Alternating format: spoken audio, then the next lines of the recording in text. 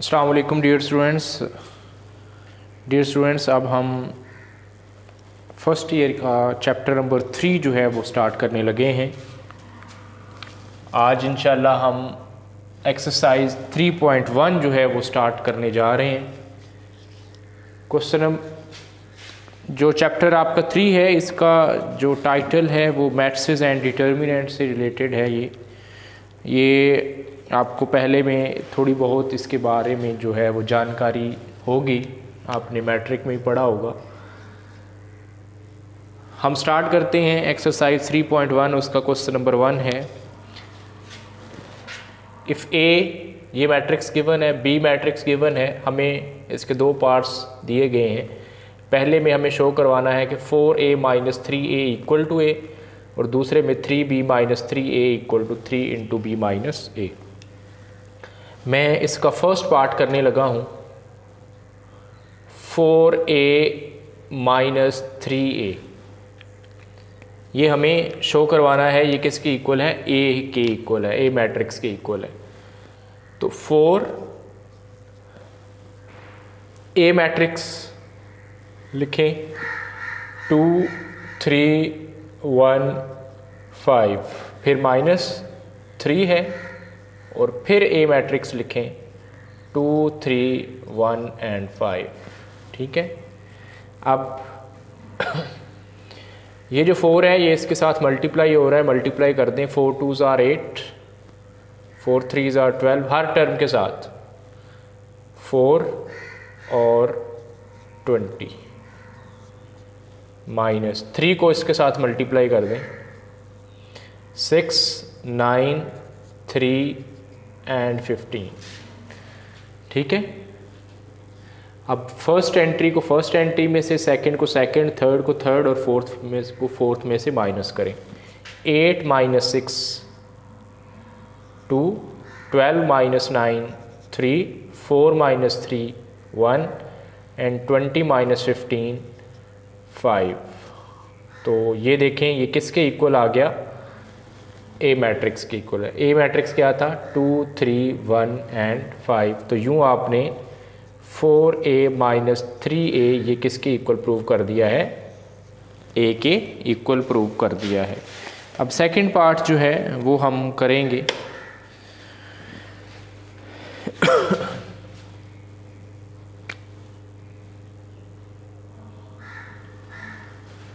जी, second part में है 3b - 3a ये इक्वल है 3 into b minus a।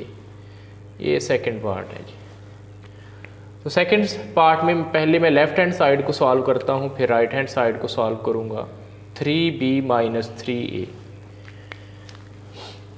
3b matrix लिखें 1 7 6 4, ये गिवन है, -3, और फिर a मैट्रिक्स वो गिवन है 2 3 1 एंड 5। जी, मल्टीप्लाई करें। 3 21 18 एंड 12। अब फिर 3 को सबके साथ मल्टीप्लाई करें, 6 9 3 एंड 15। अब माइनस होगा, पहली को पहली में से, दूसरी को दूसरी। 3 - 6, तो आंसर आ जाएगा -3। 21 - 9, तो ये 13 बन जाएगा।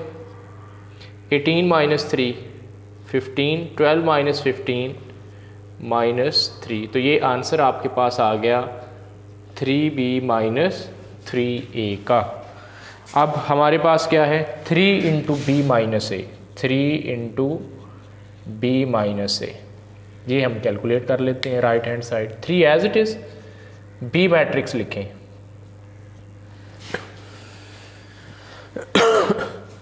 बी मैट्रिक्स हमारे पास है 1 7 6 4 माइनस ए मैट्रिक्स है 2 3 1 5।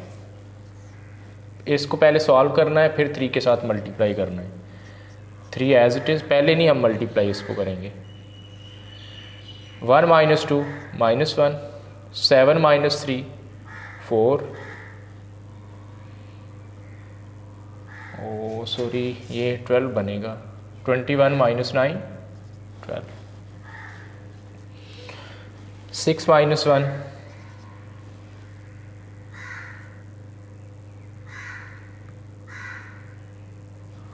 6 माइनस 1 5 4 माइनस 5 माइनस 1। ठीक है, अब मल्टीप्लाई कर दें, -3 12 15 एंड -3। तो ये आंसर आ गया 3 इंटू बी माइनस ए का। अब क्या ये सेम है? ये देखें, 3b माइनस 3a का आंसर ये है और 3 इंटू बी माइनस ए का आंसर ये है। तो ये फाइनली आपने प्रूव कर दिया है 3b माइनस 3a ये इक्वल है 3 इंटू बी माइनस ए के। तो यूँ जो है आपने इसमें इजीली इसको प्रूव कर दिया है। अब हम नेक्स्ट जो है क्वेश्चन नंबर 2 की तरफ मूव करते हैं।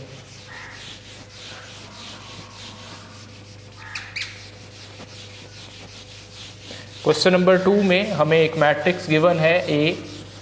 हमें ये प्रूव करना है कि a की पावर 4 जो है ये I2 के इक्वल है। तो ये हम देखते हैं क्वेश्चन नंबर 2। ये मैट्रिक्स है आपके पास आयोटा 0 1 एंड माइनस आयोटा। हमें फाइंड आउट करना है कि ये शो करवाना है कि a की पावर 4 जो है ये किसके इक्वल है? I2 के इक्वल है। ठीक है, ए मैट्रिक्स गिवन है तो a की पावर 4 का मतलब कि a को आप 4 टाइम्स मल्टीप्लाई करेंगे, मल्टीप्लाई करके फिर I2 के इक्वल लेके आना है। यहाँ पे एक चीज़ है I2 बेसिकली क्या है? I2 का मतलब है आइडेंटिटी मैट्रिक्स ऑफ ऑर्डर 2/2। अब आइडेंटिटी मैट्रिक्स क्या होता है कि ये होता है आइडेंटिटी मैट्रिक्स ऑफ ऑर्डर 2/2। ये जो एलिमेंट्स होते हैं इसको हम मेन डायगोनल बोलते हैं। ये एलिमेंट्स जो हैं वो 1 1 होने चाहिए और बाकी ये जो एलिमेंट्स हैं ये 0 0 होने चाहिए, तब हम इसको बोलेंगे आइडेंटिटी मैट्रिक्स ऑफ ऑर्डर 2/2। 3/3 का अगर जब होगा 1 1 फिर आगे 1 आ जाएगा, बाकी सारे एलिमेंट्स 0 हो जाएंगे, वो आइडेंटिटी मैट्रिक्स ऑफ ऑर्डर 3/3 बन जाएगा। तो हमें a की पावर 4 को ये जो है प्रूव करना है। तो सबसे पहले हमें पता है कि a डॉट a ये किसके इक्वल होता है? ए स्क्वायर के। तो मल्टीप्लाई कर दें a डॉट a,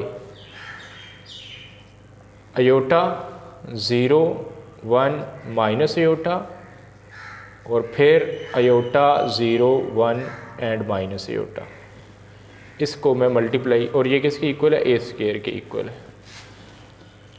जी। अब मल्टीप्लिकेशन कैसे करेंगे? मल्टीप्लिकेशन के लिए आपको ये चीज़ एक याद होनी चाहिए कि दो मैट्रिक्स को मल्टीप्लाई आप तब करेंगे जब पहले मैट्रिक्स में की नंबर ऑफ कॉलम्स, पहले मैट्रिक्स के नंबर ऑफ कॉलम्स और दूसरे मैट्रिक्स की नंबर ऑफ रोज़ जो हैं वो इक्वल हों। पहले में क्या देखना है? कॉलम की तादाद, और दूसरे में रोज़ की तादाद अगर सेम होगी तो आपस में मल्टीप्लाई होंगे, अदरवाइज़ वो मल्टीप्लाई नहीं होंगे। जैसे कि इसमें कॉलम की तादाद कितनी है? ये कॉलम होते हैं 2 और इसमें हमने क्या देखनी होती है? रोज़। ये कितनी क्या है? रोज़। तो 2 कॉलम बन गए और 2 ही रोज़ बन गई, तो हम इसको मल्टीप्लाई कर सकते हैं। मल्टीप्लाई करना कैसे है? आपने फर्स्ट रो को उठाना है, फर्स्ट रो को सबसे पहले फर्स्ट कॉलम के साथ मल्टीप्लाई करना है, फिर उसी फर्स्ट रो को आपने सेकंड कॉलम के साथ मल्टीप्लाई करना है। जितने भी कॉलम्स होंगे उसके साथ फर्स्ट रो को मल्टीप्लाई करते जाना है आपने। तो फर्स्ट रो को फर्स्ट कॉलम के साथ, मतलब पहली एंट्री पहले के साथ, दूसरी दूसरे के साथ, जितनी भी आएंगी। Iota into iota, iota square, first row की मैं बात कर रहा हूँ। फिर सेकंड एंट्री के साथ प्लस 0 इंटू 1 0। ये यहाँ तक आप कंप्लीट कर देंगे। फर्स्ट रो फर्स्ट कॉलम के साथ मल्टीप्लाई हो चुकी है। अब फर्स्ट रो को सेकंड कॉलम के साथ मल्टीप्लाई करेंगे। आयोटा किसके साथ? फर्स्ट एंट्री के साथ 0 और ये इसके साथ ये भी 0 बन जाएगा। फर्स्ट रो सारे कॉलम, जितने कॉलम आ रहे थे दूसरे मैट्रिक्स में, वो मल्टीप्लाई हो गए। अब सेकंड रो की बात है। सेकंड रो को मैं पहले फर्स्ट कॉलम के साथ फिर सेकंड कॉलम के साथ मल्टीप्लाई करूँगा। 1 इंटू अयोटा अयोटा, और ये इसके साथ मल्टीप्लाई होगा तो माइनस अयोटा। अब first second row first column के साथ होगी, सेकंड रो सेकंड कॉलम के साथ। अब 1 इंटू 0 0, और minus minus plus iota square, ये आपने मल्टीप्लाई कर दिया।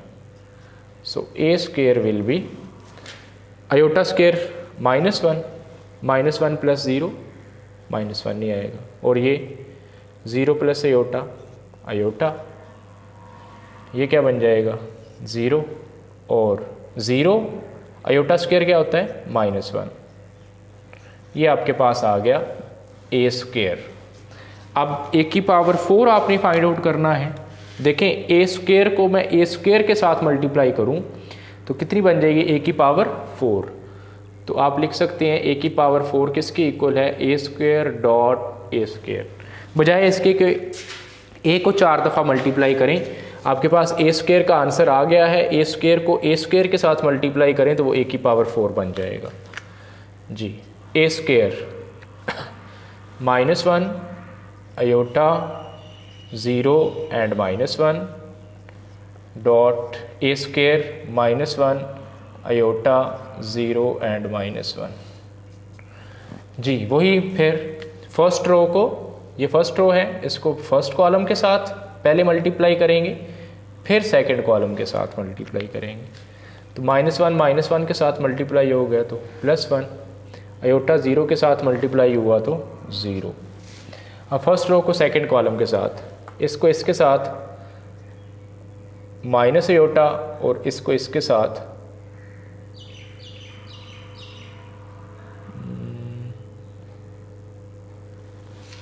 फर्स्ट रो को फर्स्ट कॉलम के साथ हो गया। अब फर्स्ट रो फर्स्ट कॉलम ठीक है, ये +1 और ये 0। अब इसको इसके साथ जब मैं मल्टीप्लाई करूँगा तो माइनस अयोटा, और इसको इसके साथ तो माइनस अयोटा। यहाँ पे थोड़ी सी गड़बड़ हो चुकी है, तो यहाँ पे देखें,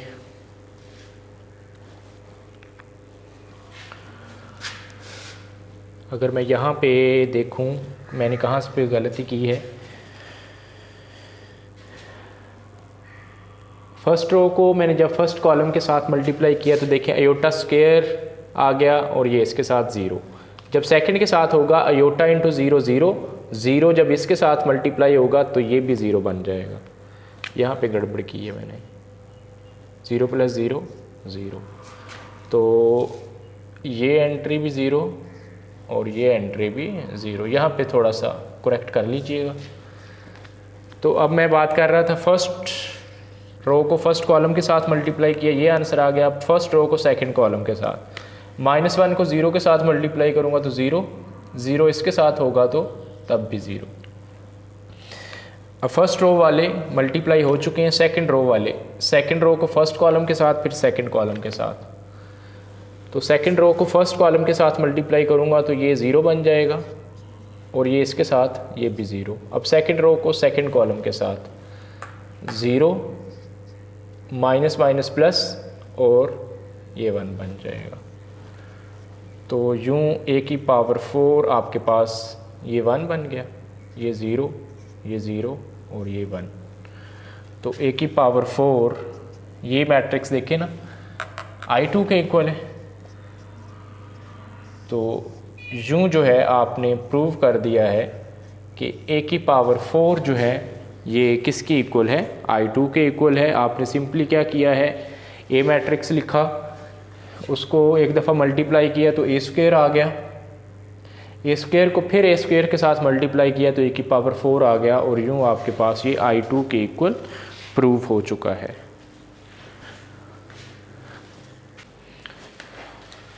जी स्टूडेंट्स, अब हम एक्सरसाइज 3.1 के नेक्स्ट क्वेश्चन की तरफ मूव कर रहे हैं। क्वेश्चन नंबर 3 है, find x and why if. हमें 2 पार्ट इसके दिए गए हैं, तो यहाँ पे मैंने गलत लिख दिया, 3y माइनस 4 है, ये भी 3y माइनस 4 है।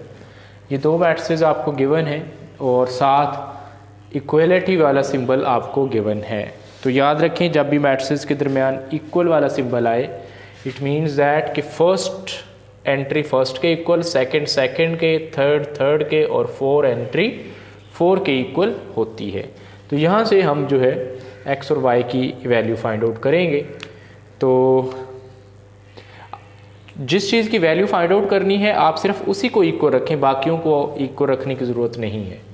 तो आप लिखें x+3, वहाँ से फर्स्ट एंट्री क्या है 2, फिर y की फाइंड आउट करनी है तो 3y माइनस 4 इक्वल टू 2 आ जाएगा।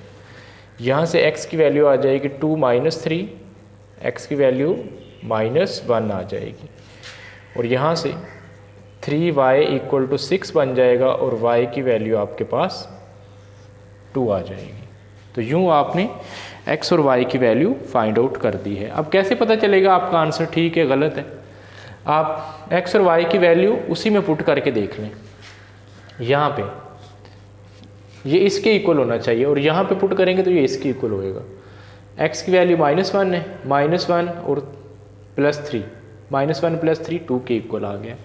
अब यहाँ पे y की वैल्यू देखें, 3 × 2 6, 6 - 4 2, तो 2 इक्वल टू 2। अब इसी तरह मैं इसका जो है वो सेकंड पार्ट करने लगा हूँ।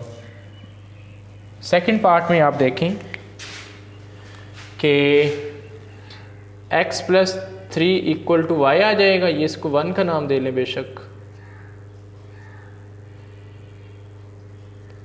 और फिर y वाला ये 3y minus 4 equal to 2x, ये 2 है। अब यहाँ पे आप x और y की जैसे वैल्यू फाइंड आउट करनी है तो आप कोई सा भी मेथड सॉल्व करने के लिए लगा सकते हैं। सब्स्टिट्यूशन मेथड कर सकते हैं, कोएफिशिएंट कंपेयर कर सकते हैं, जो भी आपका चॉइस है वो कर सकते हैं। तो यहाँ पे इक्वेशन नंबर 1 में y की वैल्यू निकली हुई है, वो क्या है x+3। आप इस 1 को 2 में पुट कर दें। Put equation 1 in equation 2, so 2 will be, जहाँ पे y होगा वहाँ पे x+3 लिखेंगे। 3 y की जगह x+3 - 4 equal to 2x, multiply कर दें 3x + 9 - 4, ये इसको शिफ्ट कर दें -2x equal to 0, 3x - 2x x और ये +5 इक्वल टू 0 और x की वैल्यू क्या आ गई -5। ये बेशक किसी में पुट कर दें, put in 1, so 1 implies that x की जगह मैं -5 पुट करने लगा हूँ तो ये बन जाएगा -5 + 3 इक्वल टू y, ये क्या बन जाएगा -2 इक्वल्स टू y। तो यूँ जो है आपने y की वैल्यू क्या पुट लिख दी, निकाल ली है -2 और x की वैल्यू -5। तो यूँ जो है वो दोनों पार्ट्स जो हैं वो इजीली आपने सॉल्व कर लिए हैं। इसी तरह आप नेक्स्ट जो है क्वेश्चंस ऐसे ही प्रोसीड करेंगे। तो नेक्स्ट क्वेश्चन की तरफ जो है वो मैं मूव करने लगा हूँ। हमारा नेक्स्ट क्वेश्चन नंबर 4 है, उसको हम सॉल्व करने लगे हैं।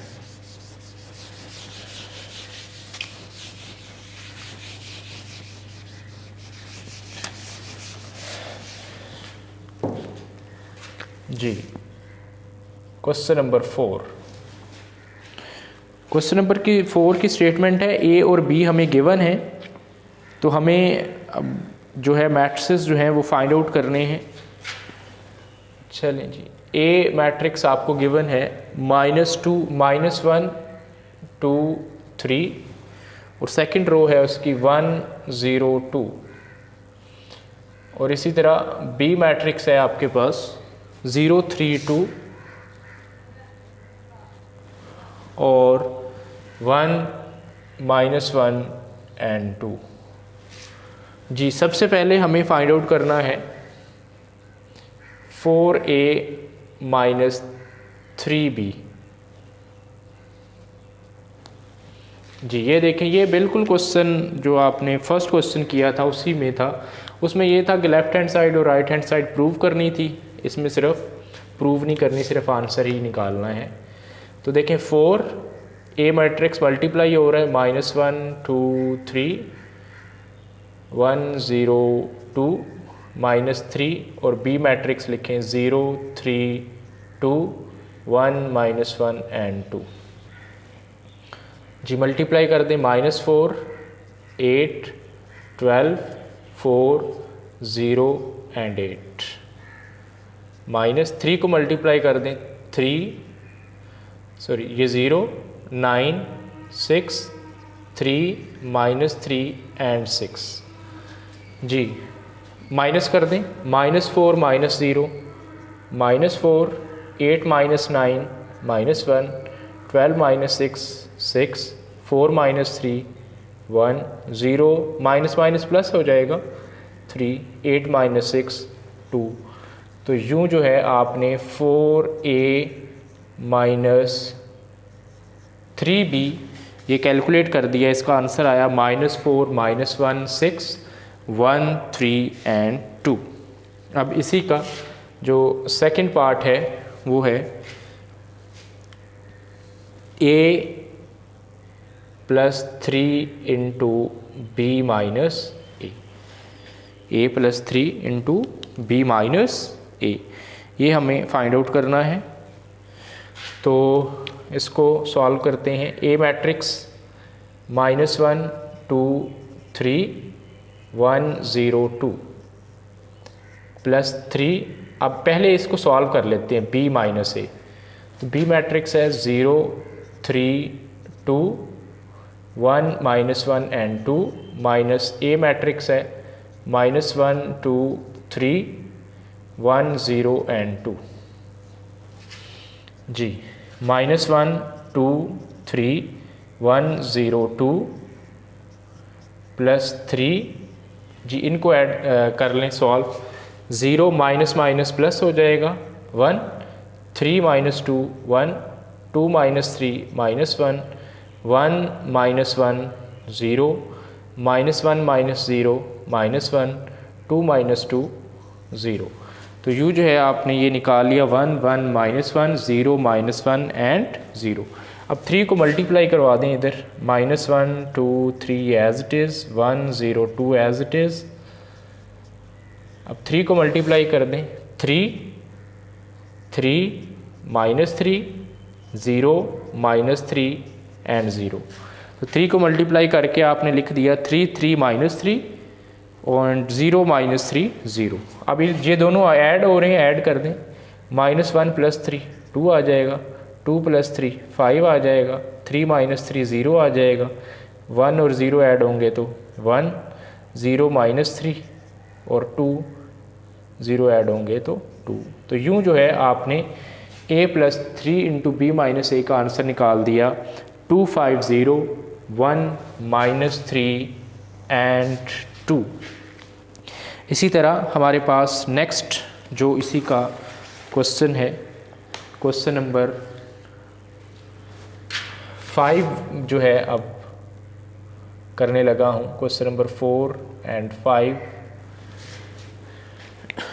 हमें फिर दोबारा इसमें क्वेश्चन में बताया गया है कि फाइंड x एंड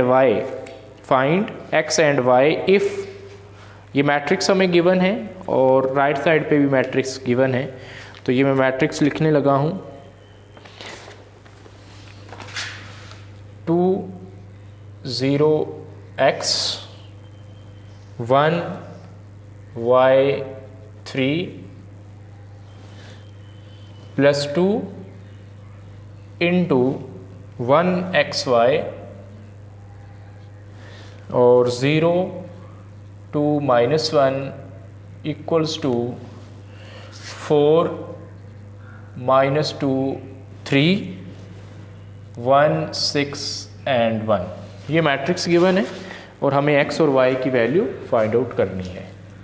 जी सबसे पहले हम क्या करेंगे, अब डायरेक्ट हम तो इक्वल नहीं ना रख सकते पहली एंट्री को, पहली की कैसे रखेंगे, आपको लेफ़्ट हैंड साइड पे थोड़ा सा काम करना पड़ेगा। लेफ़्ट हैंड साइड पे पहले इन दोनों को मल्टीप्लाई करना, 2 को मल्टीप्लाई करना होगा, जो आंसर आएगा उसके साथ ऐड करना होगा, फिर हम जो है इक्वल रख सकेंगे। तो 2 0x 1y 3, 2 ऐड मल्टीप्लाई करें, ये बन जाएगा 2x 2y 0 4 -2, और right side as it is 4 -2 3 1 6 and 1। जी ऐड करें, 2 को में ऐड करेंगे तो 4, ये इसमें ऐड होगा तो 2x, ये उसमें होगा तो x + 2y,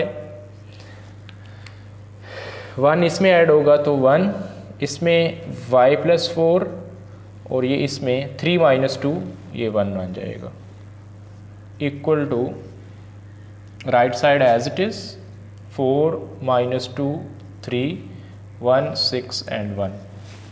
अब देखें ये दरमियान में इक्वल वाला साइन है, तो आप पहले को पहले के, दूसरे को दूसरे के, ये देख सकते हैं जो कांस्टेंट टर्म्स हैं वो इक्वल भी आ रही हैं। जैसे कि देखें 4 4 के आ रहा है, 1 1 के आ रहा है, 1 1 के आ रहा है।